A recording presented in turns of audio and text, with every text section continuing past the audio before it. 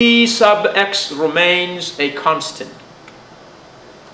And the initial vertical velocity Vy0 is 0. There is no vertical velocity in the beginning. And as time goes on, the vertical velocity increases in the negative direction. The vertical velocity Vy increases downward like that of a freely falling object. You remember my first animation. The motion, the vertical motion of the freely falling ball and the vertical motion of the projected ball are exactly identical. The acceleration for the vertical motion is negative g, which we talked about. That means the equation for the velocity of the vertical motion is Vy equal to Vy0 minus gt. Now Vy0 is 0. The initial vertical velocity is 0. That means Vy equal to negative gt. What is the value of g? G is 9.8. Therefore, at the end of the first second, the vertical velocity of this ball will be negative 9.8 meters per second. At the end of 2 seconds, its vertical velocity will be negative 18.6 meters per second, and so on. The y velocity is negative gt. And therefore, the velocity vector, now look at this, at any given position, it has an x velocity and a y velocity. So look at the vector equation for the velocity of this projectile at any given instant. It has an x velocity vx, which remains a constant, and a y velocity minus gt. So velocity of the projected object at any given time is v equal to vxi minus gtj. Vx is the x velocity, that remains a constant, and minus gt is the y velocity. Alright, I want you to be very thorough with this equation. Alright, let me give you a scenario and let me see whether you understood our discussions. Two balls are held at the same height from the ground. This is the brown ball and another one is the yellow or orange, whatever you want to call it. Now, ball 1 is dropped. This ball is dropped and ball 2 is projected horizontally with a velocity Vx. Alright? If you understood the concept, what is the concept? The vertical and horizontal motions of the projected ball will be independent of each other. Alright? The question is, which will fall on the ground first? This is dropped freely and this is projected horizontally with a velocity Vx. Which will drop on the ground first? Have you got an answer for that? Well, if you understood the concept I've developed so far, you should understand that the vertical motion of this projected ball will be exactly the same as the vertical motion of the freely falling ball. That means both should fall at the same time. Is that right? Look at this. The vertical motion of the dropped ball and the vertical motion of the projected ball are exactly the same. After 1 second, you can see the red ball and the yellow ball. After another second, look at the vertical positions of the red ball and the yellow ball. The vertical fall of the red ball and the yellow ball are exactly the same. That means they will fall to the ground at the same time. Alright? So the velocity, the vertical velocity of the dropped ball and the vertical velocity of the projected ball, both will be given by Vy equal to negative gt. Alright? And here is an animation of that.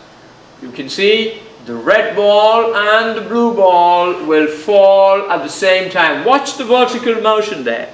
They fall at the same time. Alright? Vx remains a constant, and therefore, what is the horizontal displacement? Horizontal displacement is, what is the horizontal distance at which the ball is going to fall? You see, this distance is traveled by a velocity Vx. Therefore, the horizontal displacement x of the ball is that uniform velocity Vx multiplied by time. There is no acceleration. So 1/2 at squared is 0. The horizontal displacement of the ball is Vx multiplied by t. And how about the vertical motion?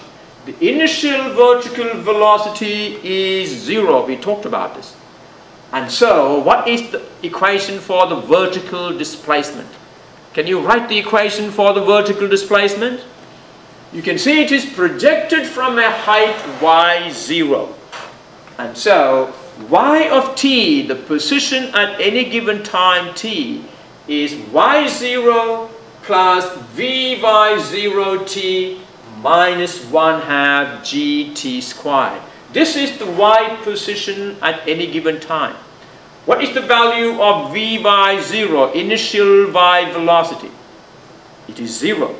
Therefore, you can say y of t, the y position at any given time, is y0 minus 1/2 gt squared. Okay? Let's have a look and see if you can make this a little more convincing. Here I have an experimental arrangement whereby the flip of a switch can drop this ball and fire this ball horizontally that way.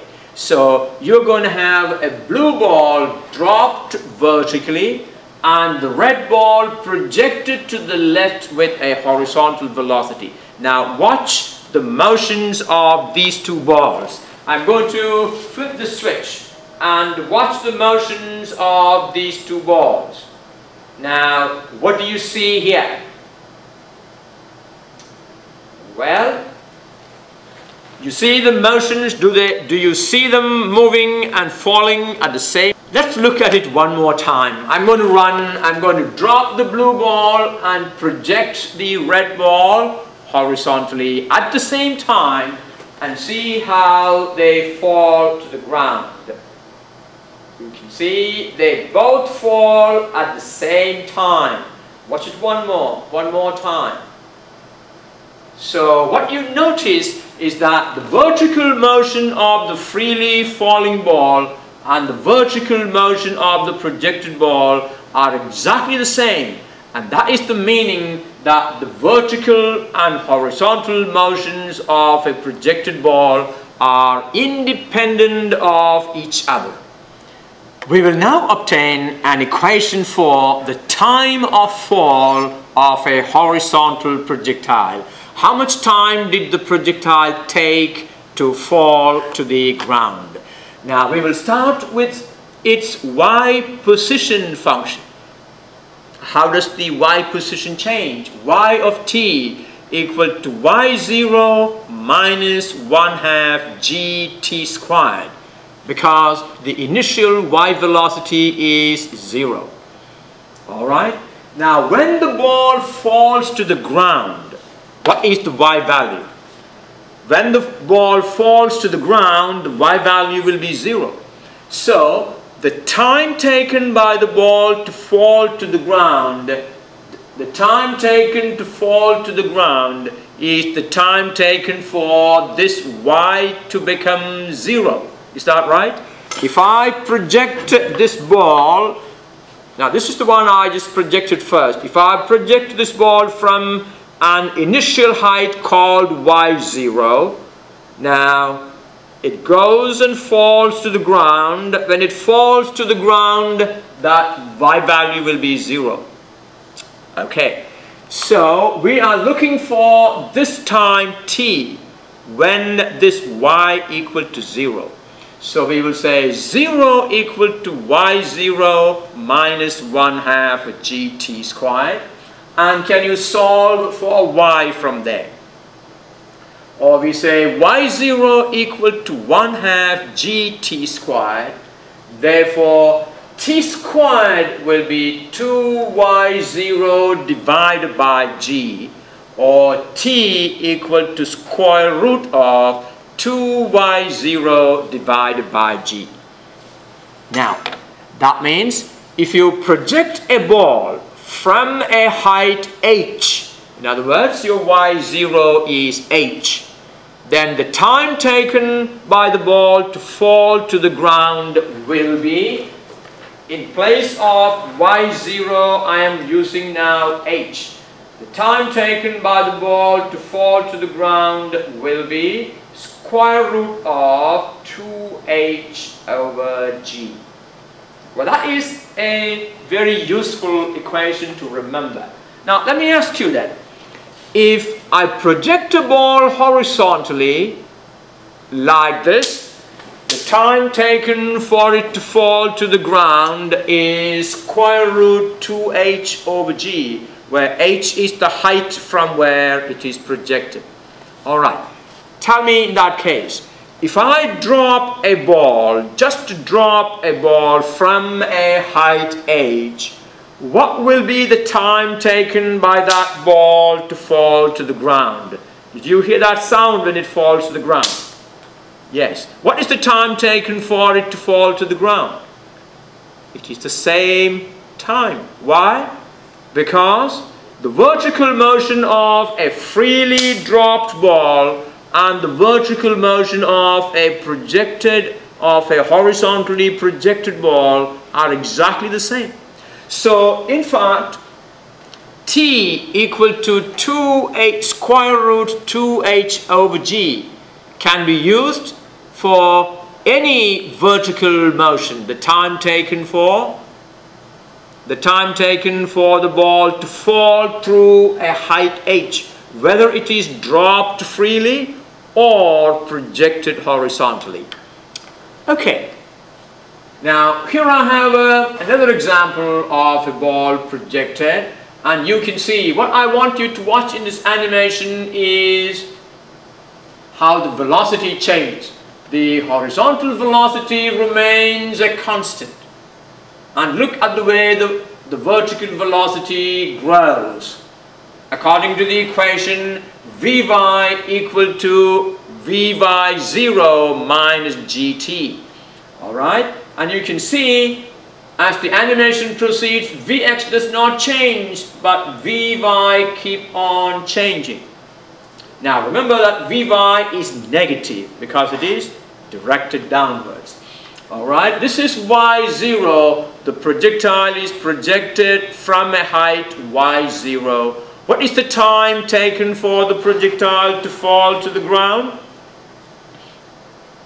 Well, the time taken is square root of 2y0 over g.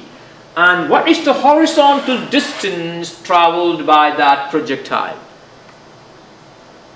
Well, horizontal distance is Vx multiplied by that time.